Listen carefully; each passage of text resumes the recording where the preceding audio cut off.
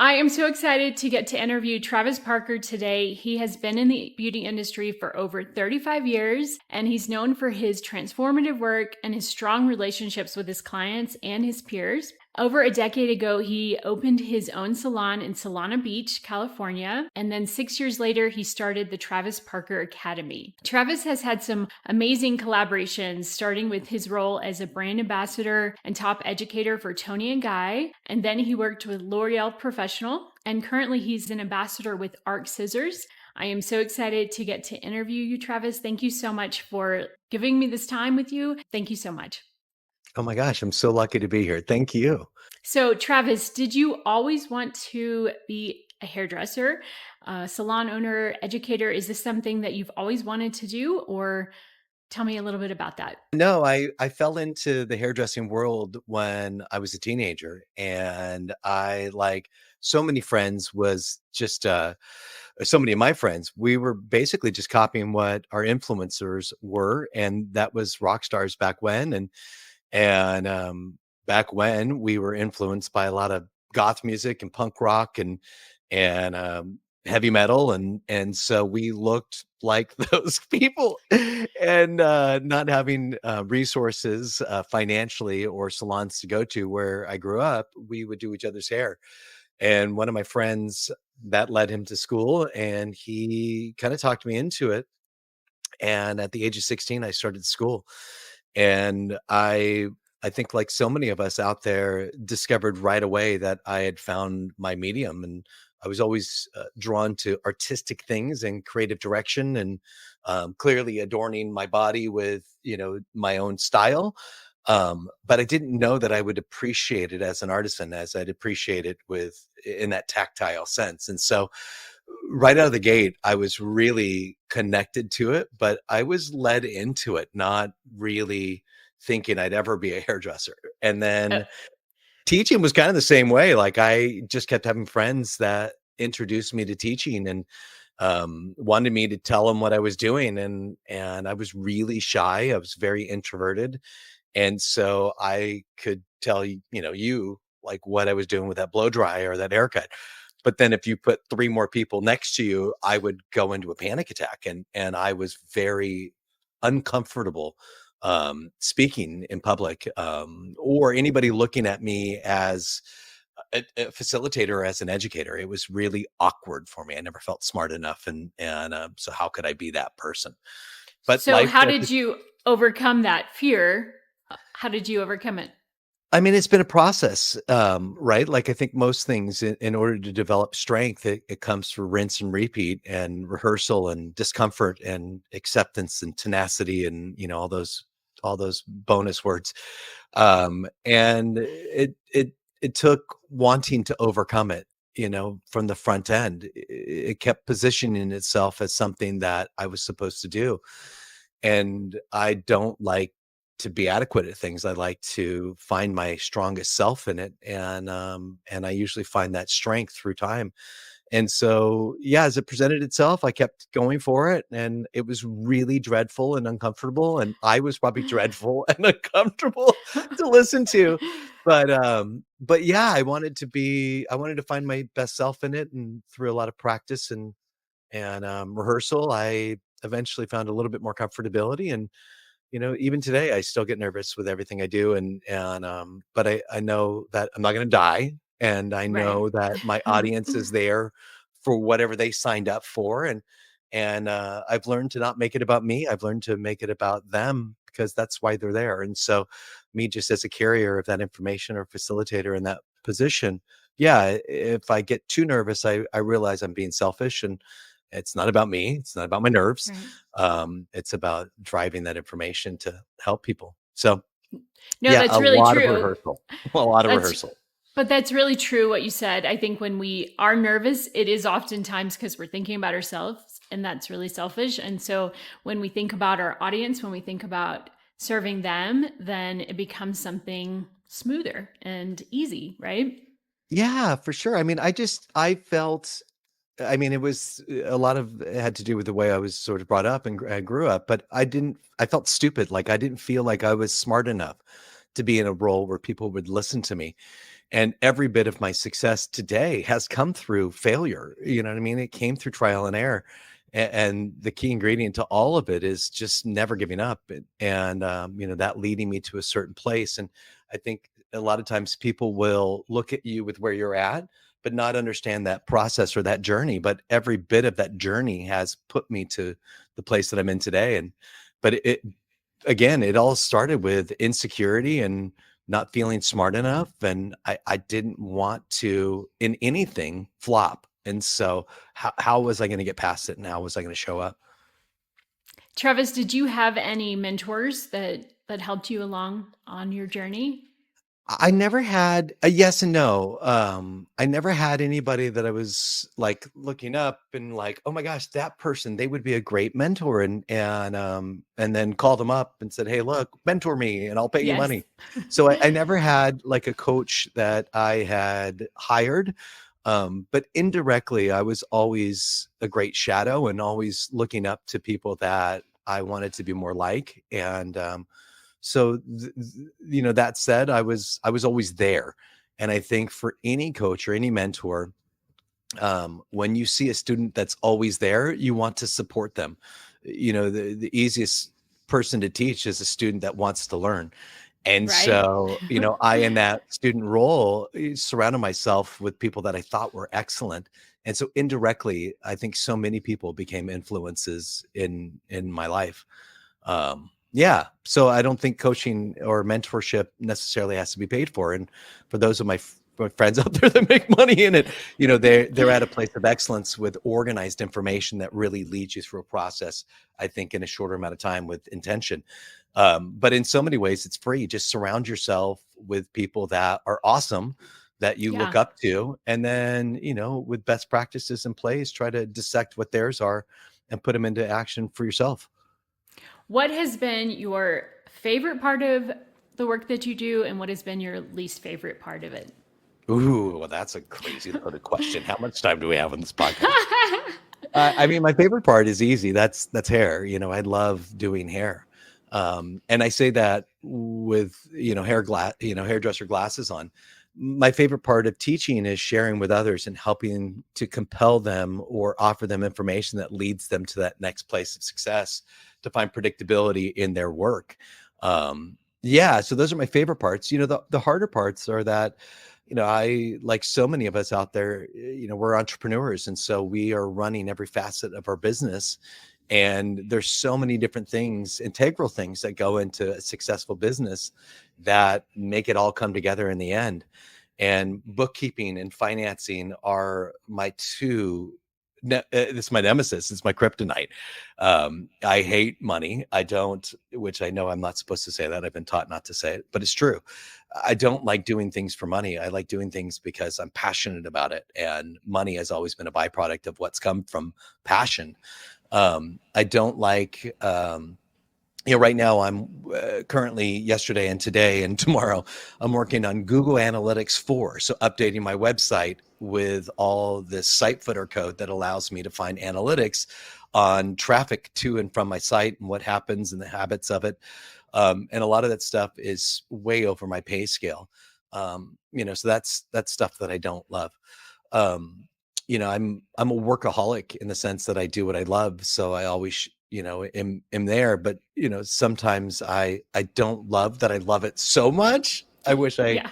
I loved personal life sometimes more, but I find Right. so much content and happiness in working that it's beautiful on one end. But then if I was to compare my balance to other people's balance that may appreciate personal life more, they're literally incomparable. So, yeah, so I think, there's goods and bads and everything. And what drives me to work so hard is the fact that I love hair and I love hairdressers. And now I've got a lot of information that I am blessed to be in a position that I can share it.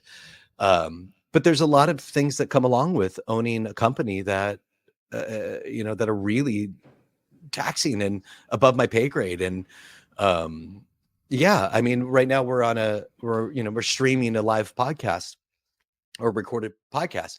There's a lot of things that go into this that you're having to think about.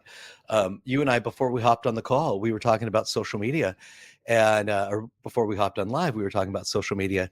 And I appreciate social media, but I don't love social media. I love doing hair, but I realize that in order to move my product to hairdressers, I've got to flow with their river and find my place in it. But that's not always something that I love to do. Like I'm not a person that's just flipping through my phone Right. and looking at a bunch of random stuff. I look on my phone with a sense of intention to what it is that I want to see at that moment, but I don't like the minutia in between. And so it's hard for me sometimes to report to that. And I could again go on for days. Well, you couldn't With so many tell, things. Travis, because you do a great job on social media, so you couldn't tell that you don't like it. So, Oh my God, you're so sweet. Well, I have a person that helps me tremendously. Whenever I have to do a spoken word video and I'm sort of, hands on, I've gotten used to my face in front of a phone or a camera, and I can, find my sense of authentic in that moment. But yeah, the editing and all the other processes and adding titles and lower thirds and writing captions and, all those things aren't my favorite part. Yeah. well, I Or doing a understand. dance to a Yeah. song and lip syncing it, or doing a lip, whatever it's called, to an actor's voice or something like that. I would rather pull my skin off. Um, Yeah. Well, I think it's one of those things that we have to do. And it is, it's important to represent your brand online, but it is something that a lot of people don't have time to. And it's not something that everybody loves doing. So you're not alone in that. And that's one of the reasons I offer what I do with it, because it is taking that burden off of your shoulders to still give you that opportunity to represent your brand in the best light possible.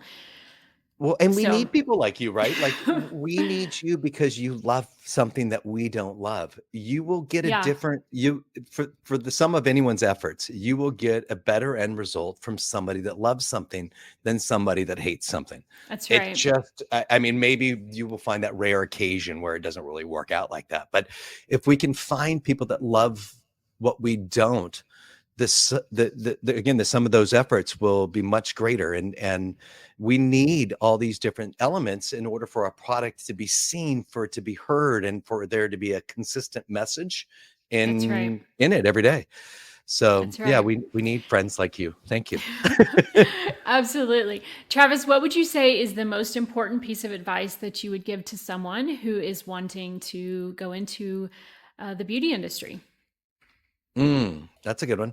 Um, I mean, in a huge sense, and this is probably common sense, but in a huge sense, patience is a massive thing. We tend to want a result faster than it's going to happen, and then when we don't get it, we burn out. We're like, it'll never happen for me.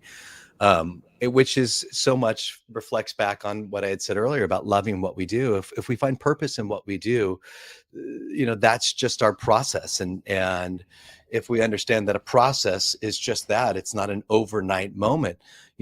Is success supposed to happen when we think it's supposed to happen, or does life give us what we want, or give us what we need, not necessarily what we want? And so, yeah, patience is a massive, massive part of it. And then at the same time, I've said this a lot lately because it's become relevant, is that if we don't stay relevant, we become irrelevant. And so, continuing to understand our marketplace, continuing to understand what their habits are, allows us to navigate our product more natively or more naturally right into their hands. So yeah, stay relevant, stay patient, and understand that this is a process, and processes, take time. You take anything out of the oven too soon and it's not done, regardless of how fast you want it to be done, Yeah. no matter how hungry you are. Yeah. No, I think it's interesting. I've heard a lot of people talking about that a lot of the up and coming artists in the industry are thinking that things will happen a lot faster. Like they're going to be a celebrity overnight. And I think that what you talked about with having patience is so important, because it doesn't happen overnight. It takes time, a lot of work and a lot of perseverance, and you have to push through things that are challenging and not give up. And I think a lot of people don't always know that right away when they're just coming out of beauty school. They think, I'm going to be a celebrity or I'm going to be a star, and it's not like that. So Yeah, grace is a word that just came to mind when you were speaking, and have grace with yourself, you know what I mean? Be gentle with yourself, because again, it is a journey, it's a process. And what happens if you reach success tonight? Then all of a sudden you've got this huge microphone, you're on top of the hill. What do you have to say? Like, what experiences have you had that have led you to that moment to share with other people? Like, if it just happened to you, there's nothing to teach anyone else, and then it's yeah, just all about you. And that's a moment. You get to the top of any mountain and you're up there looking at the next highest mountain, but then it's downhill before it's uphill again, and that becomes your journey that you can share and teach other people at another point in time. So yeah, understand that enjoy the day, find what you love, stick to what makes you happy, and when it's meant to be, it will be. And until then, you're living this great life that we as hairdressers are blessed to live, because in a lot of other careers, people are dreadfully unhappy. And at least we get to do what we love every day. But stardom that's isn't right. really the answer. It's about enjoying the journey. That's right. No, and learning the life lessons that come throughout the falling down and then getting back up, all of that. What would you say is the most important life or business lesson that you've learned throughout your career? Um, Life or business lesson. I think that, one of the things that I learned was my greatest weaknesses have become my greatest strengths. They've become almost my superpowers. And so the things that I could have given up on, I've realized have become some of my greatest offerings and my greatest levels of talent. And they were the things that I really had to figure out. They were the things that I really had to study. They were things that I had to fight my demons inside of, to learn how to overcome. Yeah, so I think my greatest life lessons have come from understanding that I need to stop resisting, and just showing up and reporting to it, and realizing that development and growth is generally uncomfortable. And but again, with grit, we learn a lot about ourselves in those moments. And my life lessons are to believe in myself, and never stop, never give up. It's forever. It's my journey. That's good. What keeps you motivated and inspired to continue doing your work? Oh my God, these are good questions. Um, I I can't give up. Like, it's something that's now ingrained in me. I can't give up. And when I've started something, I have to see it through, to a painful point for others around me at times.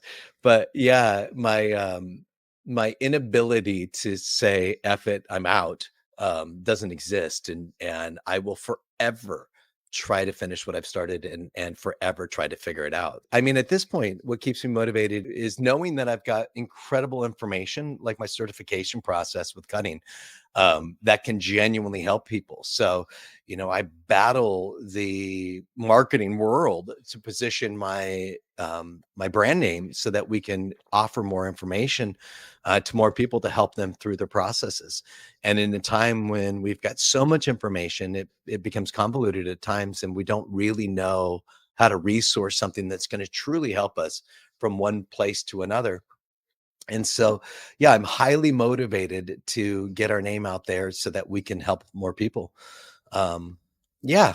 And then I've Awesome. got a little guy that's 12. He is a huge part of it. And as much as he won't understand why until he's much older, for me, I try to live by example of, never giving up, and making things happen, and showing him that it is a process, that it doesn't happen overnight. And, um, yeah, so I would say family is a big part of it, and then knowing I've got something that's valuable, that it's just a matter of how I position it to offer it to more people, that really keeps me going. I love that what you said about family. And yeah, when we have little ones, I have two little ones too. And It is. It's like they're watching us, and that does keep you motivated to want to not quit, not give up, even when things are tough, because you want them to not quit when things get tough. And so you want to lead by example and, endure even when it's hard and not quit. 100%. And I think part of the lesson in that is indirect too. And this is my opinion, but for my son to see me struggle is an invaluable thing for a child to see in their mentor or their parent. Because again, life's not easy. And as soon as you're 18 and up, life doesn't give you a participation award. It just doesn't. Right. Life gives Mhm. you a punch in the nose. And That's so right. when you are struggling and you're going through hard times, but you endure and you get through it, your child, whether it's conscious or subconscious, is watching this happen. And so that's something that starts to embed in their way of reporting to things of like, oh, okay, well, it's hard for my dad, it's hard for whomever, and that's just part of the process. But That's me right. expecting it not to be, is not realistic in so many Right. situations. And I mean, for a lot of us, I think maybe things just happen, but for me, nothing just happens. And my child, I think it's invaluable for him to be privy to that it's a journey, and sometimes it's hard, Yeah. and sometimes I got to work when I want to play, and and sometimes I fail before I succeed, and sometimes I put a video out on Instagram and it gets 100 views. Sometimes I put a video out on Instagram and it gets 500,000 views, and and that's just, it's all part of the ebb and the flow of it all that I think is either direct or indirectly, yeah, inspiration, Yeah. No, I think when you education. see someone fall down and, or admit mistakes or admit, failures, I think that that's inspiring. It makes you not quit when you fall down. And then, so I think that's really important to let our kids see that and let them see that we rise back up, that we fall down, we may, mess up and make a lot of mistakes along the right way, but we're not quitting. And so that's really inspiring, I think, for them. Yeah, it's inspiring what you just said. Yeah, what happens in that moment when you pile it and you're bleeding on the knees or you broke your arm? It's Yeah. in that moment that they're watching, like, what do you do next? You know what I mean? Yes, What happens in that moment that that's takes you right. to that next moment? And I think that's that pinnacle, space of time that I think is so crucial that we are present so that they can, they can see it. Keep pushing, What would you say is the most exciting and rewarding part of what you do in the beauty industry? making people happy. Improving people's self-esteem, helping people find their next moment, helping people appreciate what they have, all of those things. I've always said I'm in the business as a hairdresser, I'm in the business of self-esteem. So working with people to help them find what makes them feel confident when they walk into the world, is a beautiful responsibility. And for that, I'm blessed as a coach, facilitator, mentor, teacher. Having information that helps people find their aha and their why, is just an incredible thing. I mean, it really is a blessed purpose that I get to live in either of those two roles. That's awesome. Okay, here's a fun question. Are you a coffee or a tea person? You- I think this is video, right? Here's my Yeah. coffee. Here's my tea. Oh, whoa. Oh, funny. I'm not That's kidding. Here's hilarious. my espresso, and I drink this stuff called mud water, which is like Oh, a Marsala chai tea. And then at night I have chamomile tea, but when I really need to get the motor running, there's my espresso. that's hilarious that you have both Yeah, of them. D, all the above. Yeah, caffeine, bring Okay. it. Okay, here's another funny question. If you had one meal to eat the rest of your life, what would that meal be? Oh my God, it would have to be chicken. I eat a lot of chicken. Um, if we ever got rid of all the chickens, I'd struggle to find a plan B. Um, one meal. Oh One meal for the rest of your life. boy, isn't that a loaded question? Um, what would I eat every day for the rest of my life?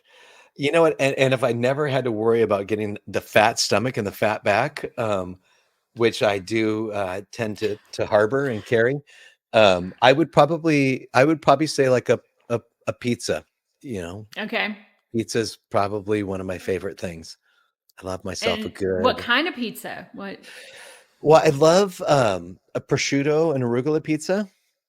So prosciutto is pretty much the top of the list. I'd put pepperoni in there as the second thing, because I still like pepperoni pizza, because I'm a little child, um, still eats kids' meals.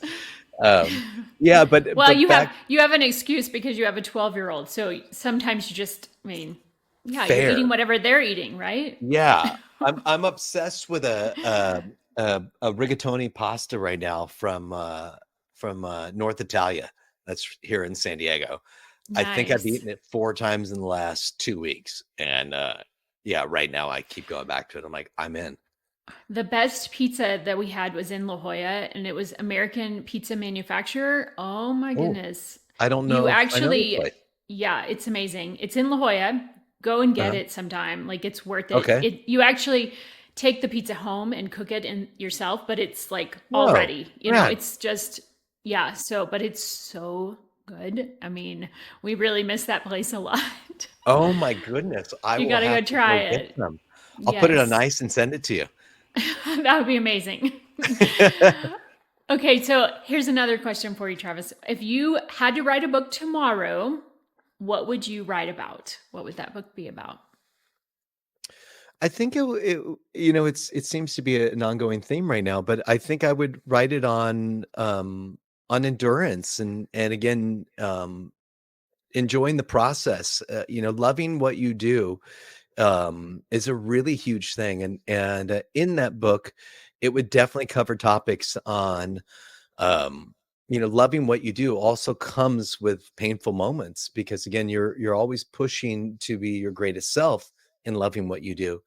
There's also an acceptance that not everything is fun, and, I was on a call earlier this morning, and, it was we were talking about a lot of different things. I'm working with Spotify and some stuff right now, and they said, if we could take any of the responsibilities out of your life, what would they be? And I had this list of things that I didn't love, but I'm not really sure I would in my book, I'm not really sure I would say, we would take those away because those are the things when you learn about what makes the entire motor run.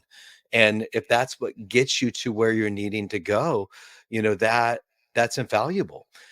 Also in that book of tenacity and grit, and journey, it would be about those things, learning about the things that I don't love allow me to delegate things with a sense of understanding and clarity on what it is that I'm giving to somebody else or hiring out. And so, yeah, I think my book would be about life's a journey. It's a process, love what you do, accept the challenging aspects of it as well, because everything will have those challenges, but those usually are what become our stories. And as I mentioned earlier, the greatest challenges sometimes become our greatest superpowers. And that becomes incredible information for us to share with others. I love that. No, because I think a lot of times people want to stick with what they're only good at. And we tend to do that. We want to avoid the pain, we want to avoid the hard times, things that we're not good at, but the more that we push ourselves to do those things and face our fears, then the better we get and then we get stretched and we it develops our character and it makes us just better and who we're supposed to be. So, I love that you said that. 100%. But I mean, a massive part of my reality is that, I wasn't blessed with a fortune when I was born. And so for me, I can't afford it to delegate everything out. So just because I don't love it doesn't mean that I don't, it doesn't need to be done. There's so many things that I can't pay for other people to do. So I've got to figure it out myself. And then ultimately, at the end of the day, if I can get enough momentum going with everything, that propels the influx of cash that I can then delegate things out later on. But, as an entrepreneur, for so many of us that are going to listen to this podcast right now, you're going to be in a place more than not where you can't afford to delegate everything out that you don't love. So, Yeah. yeah, knowing you love things comes with all these other responsibilities. I love to be in shape, but it's painful and brutal, and I can't always have a private trainer. You know what I mean? That's just not in the cards always. And so sometimes I just got to deal with it and figure it out. And sometimes I got to dig online and be like, okay, well, I've got cramps in this part of my body. How do I get rid of that? And I can't just always hire out, a professional to help me navigate through those moments. So yeah, I think so much of it is acceptance that you will have to do things you don't love to do based upon what you love doing. It's all So part of good. the part of it. No, and it will lead you to what you love. As you do that, the more you exercise those muscles. My husband calls them adventure muscles. They're like the parts of us that make us afraid, but we're meant to do them. And if we just don't give up and don't quit, even when it's hard, then it becomes something that you end up loving. And I think that's a lot of what we end up loving it later. So okay, so tell me a little bit more about Travis Parker Academy, which I saw online. You call it hairdressing made easy, and I think that's awesome. So tell us a little bit about that. Thanks. Yeah, it's my dream come true. It's back to all my stuff with purpose and all those things and life presenting what you need, not necessarily what you ask for. um, the birth of the TPA, Travis Parker Academy, the birth of TPA was when I started dating a gal that lived in Texas, and I thought, and I lived in California. I live in California, and so I thought to myself, like, how am I going to be in Texas part time? How am I going to be in California part time? And at that point, I had already been teaching for a long time. And so I thought to myself, okay, well, I need to have passive income so that when I'm traveling and I'm on the road, I am still making money. And so, that became the first idea. And then I was like, okay, well, what am I going to teach? And at that time, I was in my early 40s and yeah, early and mid 40s. And, knowing that, as I said earlier, to stay, you're either relevant or you're irrelevant. You know, one of the things that I realize at my age is that I'm not living in a hipster world anymore. I'm not living at bars. I'm not going to clubs, and I'm not consistently immersed in a world that I used to be immersed in. So trend and what was happening was very easy for me because I just looked around me at an earlier stage. So at this place in my life, I started to realize that if I did trend-based content, that it wasn't going to support the sell of this product because I was the age of a lot of the people's parents that I was selling this content to. But I had enough experience with teaching and enough experience with hair that I thought if I could defragment the processes of how we teach and learn haircutting, maybe I would be onto something. And so that's when Hairdressing Made Easy was truly birthed. And I started to script what I felt was an easier, more modularized way of learning haircutting.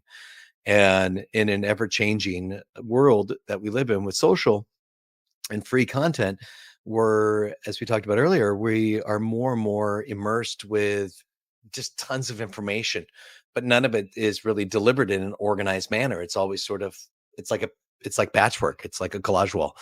And so if I could align all that to have a more concise and clear understanding, maybe I had something viable as far as a product. And so we started to teach in-person trainings of these courses, and they are 3 different courses. It's kind of a beginner, intermediate, and advanced course. It's called Hairdressing Made Easy, as you mentioned, and it's cutting course 1, 2, and 3, real basic verbiage. Um, and it leads us through what our relationship is to a haircut, based upon an incentive, which is your trend, which is your aesthetic. And so the first class teaches you the relationship of you to a haircut. It teaches you the language of haircutting so that we can convey a message with clarity and have a concise ability to understand what's being said. We have what we call the three elements of every haircut. And that is something that we learned in the very first course of how to reverse engineer any haircut that we're looking at and break it into the three elements. And then from there, we start to use all these ideologies as a practical exercise, and we break that down through 6 unique cuts. And then in our second pillar, we start to understand more about texturizing, personalization, hair per square inch, porosity, formation of wave and curl patterns, versus straight hair. So we can understand the application of all of this in theory, to a practical sense of personalization. And then in cutting course 3, our final pillar, it continues to advance your technical skills by offering more high level advanced ways of approaching hair, but it really celebrates the individual artist. And so cutting course 3 is truly about how do we take all of this um, content, curriculum, and way of thinking to build foreseeable end results in your aesthetic. And a huge practice of mine is not to teach what I think is cool or what I think is relevant, but to help you find predictability in what you think is relevant. And that, as kind of full circle, is what we're made of. And that's why I again focused more on developing the architecture behind your artistry versus my artistry, and then teaching you about my artistry. I wanted to be more of the 101 on it. And that said, we have in-person trainings. We have live online courses of this content. We have e-courses, which is e-learning content built on a learning module software that tailors the student through an entire process. It's absolutely amazing. Um, not the, I mean, the content, but the process is incredible. And the content I think is pretty good, really good. And then we have trend-based classes, and then I do on-location courses. So salons hire me to go out and work with their teams. Brands hire me to go work with their facilitators and their educators. I work with ARC, as you mentioned in the beginning, and I get to stand on stage for them with BTC and all the things that they do. And I'll be in Milan this year working with an Italian audience out there for a 2-day workshop upon all these principles and ideologies that we've written. And we're finding that, yeah, we've got a good thing going on. And it really helps to celebrate every individual artist, because it's not positioning trend, it's positioning quality content to help you find predictable end results and less stress and make more money. That's awesome. It's pretty So cool. finally, finally, if someone wants to get involved with what you're doing, should they just go to your website? You want to tell them what it is? Yeah, totally. No, that's the best way to do it. Yeah, our website's travisparkeracademy.com. And that's a great that's where everything's nestled, and where you can find all of our different assets and offerings. We've got a YouTube channel that we've been focusing on since January, and we just launched our 6th long form video, which are haircut tutorials on Saturday. And that is huge focus of us for us right now. And so we have free content on there. It's our haircuts that we take into 10 to 20-minute videos, averaging 15-minute videos. So they're sort of diced up and edited. But yeah, YouTube is a huge presence or focus for ours right now, and we're staying very present. Not to mention we're making fun content for YouTube as well. We've got a bunch in the bag right now, but we haven't launched them yet, where we're doing these fun like hairdressing challenges and stepping out of sort of the classroom and into the world in general, so to speak, where we're creating a little bit more entertainment for our hairdressers, and what we have coined, not we, but what the world has coined as edutainment. So a little bit of Right. education, but entertainment at the same time. And so YouTube is a huge focus of ours. And then, of course, our social platforms of Travis Parker Hair and Travis Parker Academy are on Awesome. TikTok, Facebook, and of course, IG. Yeah, I saw your funny video that you did. I think it was with Miguel does hair, recently. Oh, That yeah. was I've been cute. doing a bunch of Yeah. those recently. Yeah. Yeah. That was That great. has turned in this whole thing. We've got Yeah. one video right now that's over 700,000 views. I think it's 760,000 views.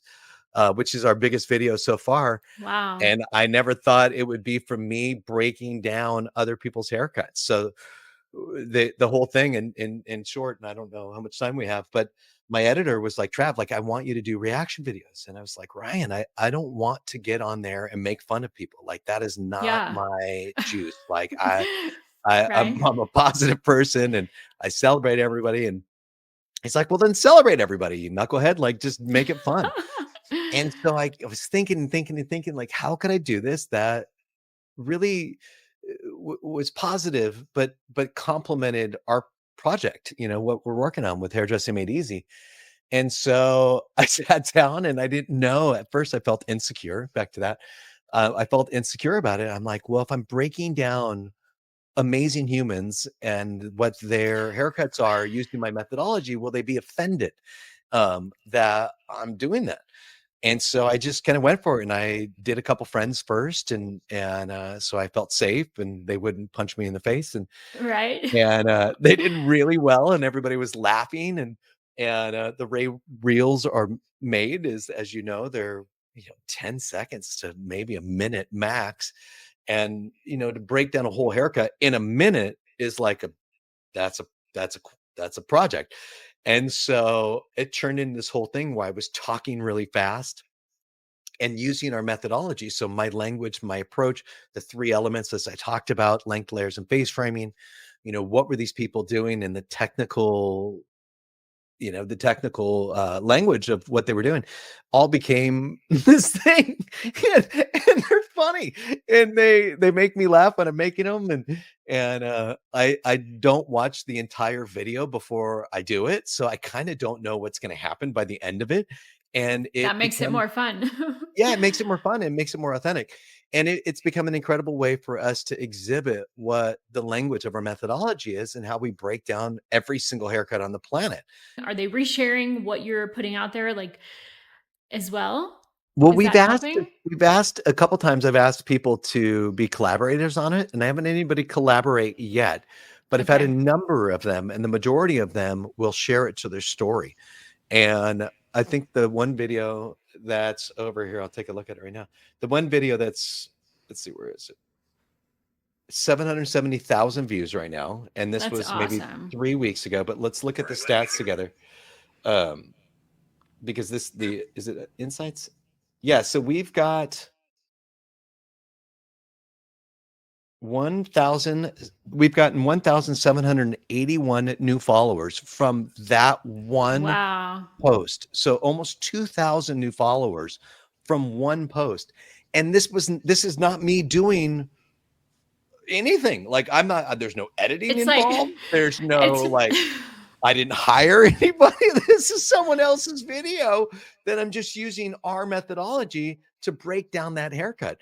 And wow. it's become edutainment. Like, it's I people are entertained by it and educated at the same time, and it's working. That's awesome. I That's got to make some more awesome. today, actually. Get them That's in the bucket. awesome. Yeah, they're That's great. fun. No, and It's it fun. seems like, yeah, it gives you that opportunity to do cross marketing, but it also and collaborate with others in the industry, and then, but you're hardly doing, yeah, you're not doing much. It's amazing how those little things that are like so simple can make such a difference. Yeah, and then to your point, yeah, well, I'm making new friends all over the world. Like, I'm trying to resource people that have a big influence in the country that they're from, that have work that I think is genuinely stunning, and there's talent in it. And yeah, that in the sense of cross pollination is networking with me with people all over the world, which is great for our brand in Yeah. regards to exposing it to other countries. That's awesome. Yeah, No, it's and worked this out. and it's what, we have to collaborate with each other in the beauty industry. Like that's how everybody, wins really when we do Yeah, that. in So, all industries. I mean, you see any collaboration between this brand, or this brand and that celebrity, and you're like, "Oh, that must be like the coolest thing that's ever happened because Nike and, so and so are doing a project together, and that collaboration's really cool." Or yeah, Pharrell and like Adidas or whatever. And you're like, right. "Oh, that's the dopest thing." Yeah, so in essence, it's kind of, us reporting to that concept, through our ways. That's great. Well, congratulations on that. Oh my God, Okay, thanks. that's Who would have ever awesome. thought, right? That's really I would have never awesome. thought. I would have not put a dollar on that would turn it into what it has ever. I would have been like, that's silly. Glad that you took the chance and took the risk. I think that's great. Well, Travis, thank you so much for taking time with me today. This has been so much fun to get to know you, and just it's inspiring what you talked about. So thank you for taking your time to Oh let my me interview gosh. you today. Thank you so much for inviting me. It's been a pleasure to hang out with you. I appreciate sharing my story, and you had incredible questions. So thank you so much. Thank you, Travis.